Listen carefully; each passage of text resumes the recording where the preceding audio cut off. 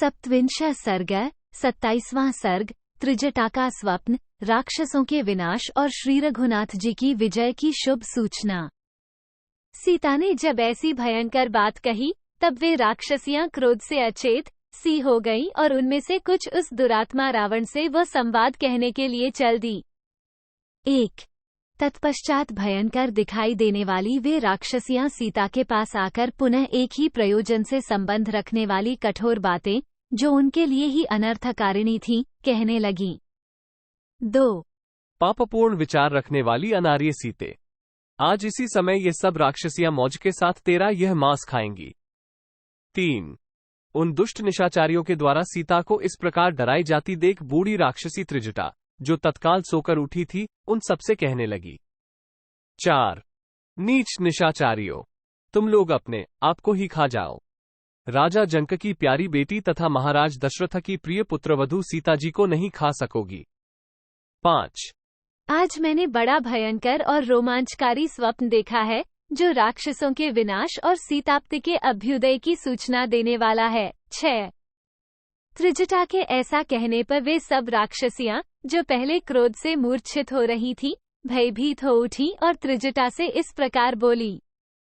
7 अरे बताओ तो सही, तुमने आज रात में ये कैसा स्वप्न देखा है? उन राक्षसियों के मुख से निकली हुई यह बात सुनकर त्रिजटा ने उस समय वो स्वप्न संबंधी बात इस प्रकार कही। 81/2 आज स्वप्न में मैंने देखा है कि आकाश में चलने वाली एक दिव्य शिबिका है। वह हाथी दांत की बनी हुई है। उसमें 1000 घोड़े जुते हुए हैं और श्वेत पुष्पों की माला तथा श्वेत वस्त्र धारण किए स्वयं श्री रघुनाथ जी लक्ष्मण के साथ उस शिबिका पर चढ़कर यहाँ पधारे हैं।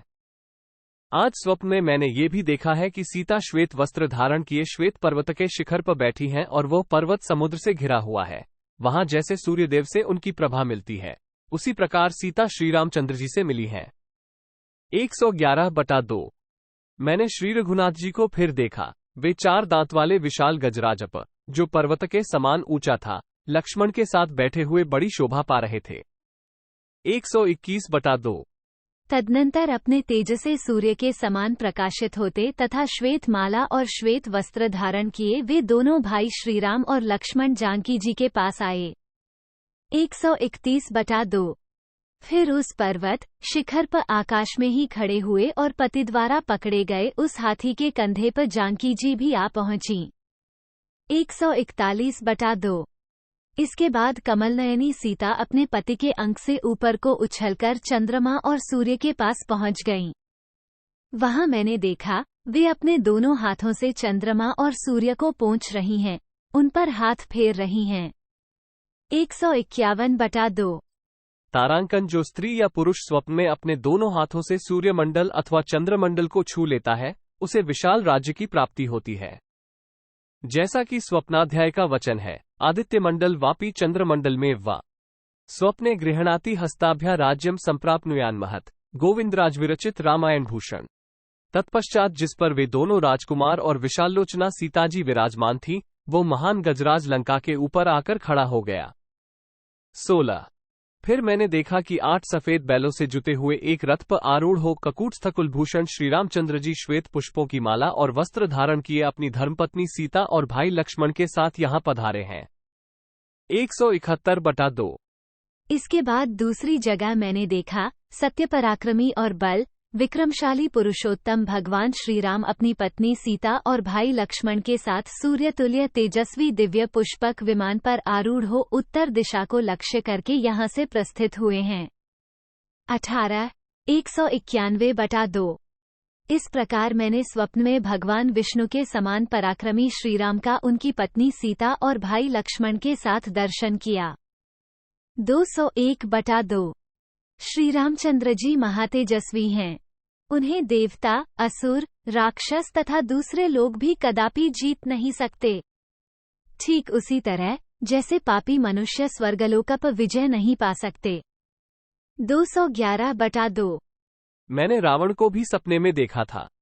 वह मूड़ मुड़ाए तेल से नहाकर लाल कपड़े पहने हुए था, मदिरा पीकर मतवाला हो रहा था तथा करवीर के फूलों की माला पहने हुए था। इसी वेशभूषा में आज रावण पुष्पक विमान से पृथ्वी पर गिर पड़ा था। 22-23 एक स्त्री उस मुंडित मस्तक रावण को कहीं खींचे लिए जा रही थी। उस समय मैंने फिर देखा, रावण ने काले कपड़े पहन रखे हैं। वो गधे जुते हुए रथ से यात्रा कर रहा था। लाल फूलों की माला और लाल चंदन से विभूषित था।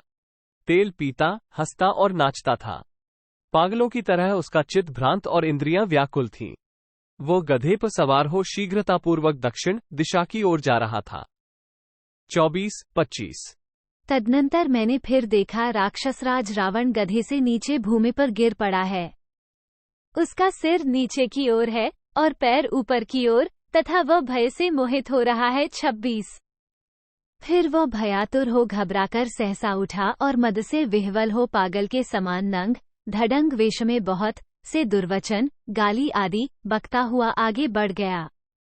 सामने ही दुर्गंधयुक्त दू सह घोर अंधकारपूर्ण और नरकतुल्य मल का पंख था। रावण उसी में घुसा और वहीं डूब गया। 27-28। तदनंतर फिर देखा, रावण दक्षिण की ओर जा रहा है।